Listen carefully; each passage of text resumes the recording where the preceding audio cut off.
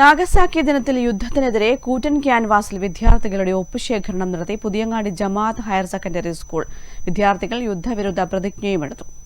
ചരിത്രത്തിന്റെ ഏടുകളിൽ കറുത്ത ദിനമായി രേഖപ്പെടുത്തിയ നാഗസാക്കി ദിനത്തിൽ ഇനിയൊരു യുദ്ധം വേണ്ടേ വേണ്ട എന്ന മുദ്രാവാക്യവുമായാണ് പുതിയങ്ങാടി ജമാഅത്ത് ഹയർ സെക്കൻഡറി സ്കൂളിലെ വിദ്യാർത്ഥികൾ ചേർന്ന് കൂറ്റൻ ക്യാൻവാസിൽ ഒപ്പുശേഖരണം നടത്തിയത്. സ്കൂളിലെ മുഴുവൻ വിദ്യാർത്ഥികളും ഒപ്പുശേഖരണത്തിൽ പങ്കാളികളായി. പ്രധാനാധ്യാപകൻ എസ് സുബൈർ ഉദ്ഘാടനം ചെയ്തു. യുദ്ധവിരുദ്ധ സന്ദേശം കുട്ടികളിലേക്ക് എത്തിക്കുന്നതിനായാണ് ഇങ്ങനെയൊരു പരിപാടി സംഘടിപ്പിച്ചതെന്ന് അദ്ദേഹം പറഞ്ഞു. യുദ്ധഭീതി നിലനിൽക്കുന്ന ഒരു കാലഘട്ടത്തിലാണ് നമ്മളിപ്പോൾ ജീവിക്കുന്നത്.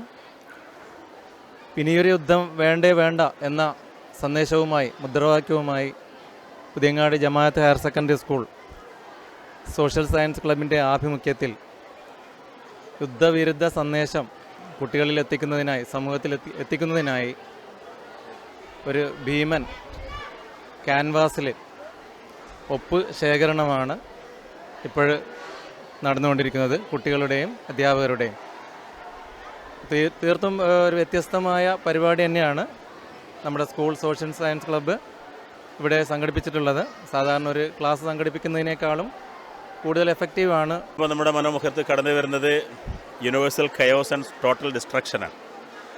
ഒരിക്കലും ഇനിയൊരു തലമുറ ആ യുദ്ധത്തിൻ്റെ ഭാഗത്തേക്ക് പോകാൻ പാടില്ലെന്നും കുഞ്ഞു മനസ്സുകളിൽ യുദ്ധവിരുദ്ധ വികാരവും സമാധാനത്തോടുള്ള വലിയ പ്രതിപത്തിയും സന്നിവേശിപ്പിക്കാവുന്ന ലക്ഷ്യത്തോടു കൂടിയാണ് നമ്മുടെ സ്കൂളിൽ ഇങ്ങനെ നൂതനമായിട്ടൊരു പരിപാടി ആവിഷ്കരിച്ച് നടപ്പിലാക്കുന്നത്.